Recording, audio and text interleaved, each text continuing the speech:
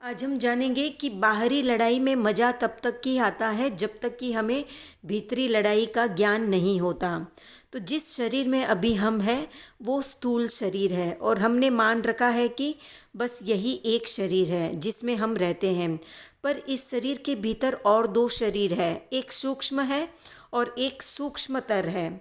सूक्ष्म का नाम है तेजस शरीर और सूक्ष्मतर शरीर का नाम है कार्मन या कर्म शरीर। ये कार्मन शरीर 8 प्रकार के कर्मों से बना हुआ है और आत्मा को चारों तरफ से घेरा हुआ है। जैसे सूरज को बादल चारों ओर से घेर लेते हैं, ठीक वैसे ही आत्मा का प्रकाश सूरज के प्रकाश की तरह उजला है, पर कर्म के बादल बार बार उसको घेर कर उसकी उज्ज्वलता, उसके उजाले, कांति, ज्योति व शक्ति को ढक देते हैं। कभी कभी घोर काले बादल सूरज को इस तरह ढक देते हैं कि काला घना अंधेरा हो जाता है और ऐसे लगता है जैसे सूरज है ही नहीं। ठीक इसी प्रकार आत्मा कर्मों के गहरे प्रभाव से ऐसी ढक जाती है और ऐसा लगता है जैसे आत्मा है ही नहीं या कहीं गुम सी हो गई है। तो ये सारा खेल कार्मन या कर्म शरीर का है। वो चाहता ही नहीं कोई जगे और अपने स्वरूप को पाने में लगे। सूरज का बाहर निकलना यानी मेघों का तितर बितर हो जाना, आत्मा का जगना यानी कर्मों का अस्तित्व खतरे में पड़ना। बस ऐसे ही लड़ाई भीतर में चल रही है, आत्मा और कर्मों के बीच। तो एक युद्ध हमारे भीतर भी चल रहा है जिससे हम अनजान हैं, अज्ञात हैं। जिसे ये युद्ध समझ में आ जाता है वो फिर बाहर के बिना किसी मतलब की छोटी छोटी लड़ाइयों में रस नहीं लेता, उलझता नहीं है, ना ही लड़ाई किसी से शुरू करता है, क्योंकि उसे पता है उसके खुद के भीतर एक युद्ध चल रहा है और उसे वहाँ विजयी होना है।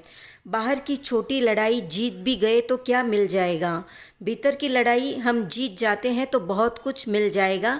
ये जन्म मरण का चक्र खत्म हो जाएगा। इसलिए भीतरी युद्ध लड़े, बाहर के बेकार के युद्ध में अपना टाइम या समय न लगाएं। इस भीतरी युद्ध को शीघ्र विजयी बनाने के लिए या कार्बन शरीर को कमज़ोर करने के लिए ध्यान का सहारा ले। जैसे एक चिंगारी पूरे घास फूस को जलाने की क्षमता रखती है, ठीक वैसे ही सजगता से किया गया चक्रों का ध्यान कार्बन शरीर के मजबूत ढांचे को हिलाने की ताकत रखता है। इसलिए जो लोग लंबी लंबी तपस्या, उपवास इत्यादि नहीं कर सकते, वे 7 चक्रों का ध्यान करें। इससे कर्म जल्दी से क्षय होने लगेंगे।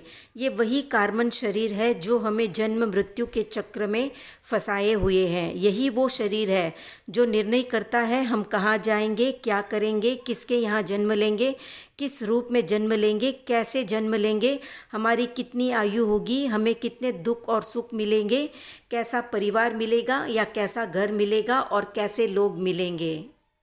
सारे भविष्य का निर्धारण करता है कार्बन शरीर, सूक्ष्मतर शरीर या कर्म शरीर।